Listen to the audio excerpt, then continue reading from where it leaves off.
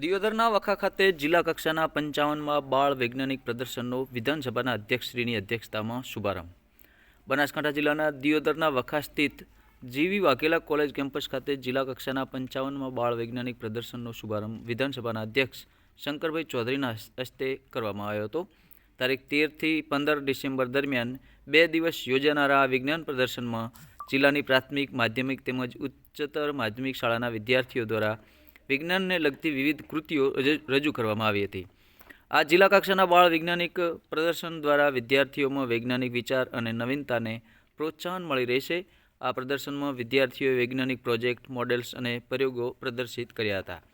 આ પ્રસંગે દિયોદર ધારાસભ્ય કેશાજી ચૌહાણ, પાટણ યુનિવર્સિટીના વાઇસ ચાન્સેલર, બનાસ બેંકના ચેરમેન ડાયાભાઈ પિલિયાતર, જિલ્લા શિક્ષણ અધિકારી હિતેશ પટેલ, પ્રાથમિક શિક્ષણ અધિકારી વિનુભાઈ પટેલ સહિત વિવિધ શાળાઓના આચાર્યશ્રીઓ, વિદ્યાર્થીઓ અને મહાનુભાવો ઉપસ્થિત રહી બાળ વૈજ્ઞાનિકોની વિવિધ મોડલ્સ કૃતિઓ નિહાળી હતી.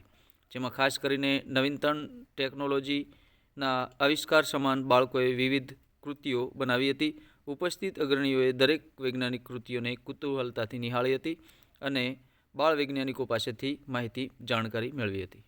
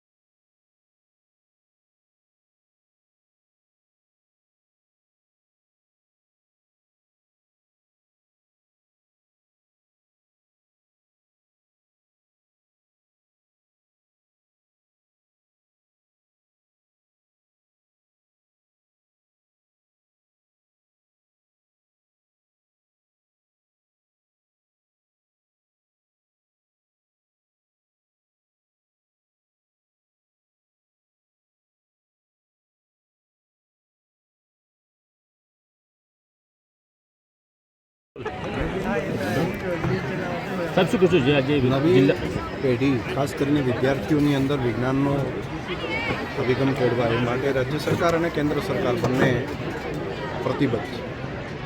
અને એના ભાગરૂપે આજે દિયોદરની અંદર વીકે વાઘેલા હાઈસ્કૂલની અંદર જિલ્લા કક્ષાનું વિજ્ઞાન મેળો એ આજે રાખવામાં આવ્યું અને બાળ વૈજ્ઞાનિકોને શુભેચ્છા આપવા માટેનો પણ અવસર મળ્યો. વિજ્ઞાન પ્રત્યેની રુચિ નવી જનરેશનની અંદર ખૂબ સારી કેળવાઈ રહી અને તેને વધારે પ્રોત્સાહન આપવાનું કામ દેશના પ્રધાનમંત્રી મોદી સાહેબ સતત કરે છે. આવનારો સમય અનેક નવા પેટન્ટો નોંધાવી દેશ આગળ વધે એ માટે સ્ટાર્ટઅપની યોજના પણ જે મૂકી છે. તો નાનપણથી શાળા કક્ષાએથી જો વૈજ્ઞાનિક અભિગમ અપનાવે તો આવનારા સમયની અંદર એ સારો બિઝનેસમેન બને, સારો વૈજ્ઞાનિક બને. જે કામ હશે તેની અંદર એની જીવનની અંદર વૈજ્ઞાનિક અભિગમ ચોક્કસ આવશે.